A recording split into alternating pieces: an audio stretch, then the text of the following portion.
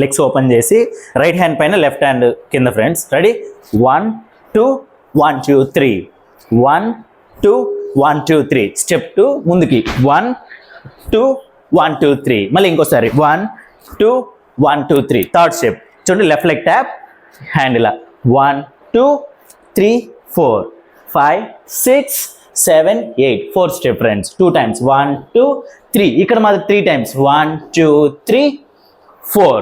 తర్వాత right leg ఇలా 1 2 3 4. ఇప్పుడు లాస్ట్ స్టెప్ 1 2 ఇది కింద పెట్టి 3 4. మళ్ళీ 1 2 3 4.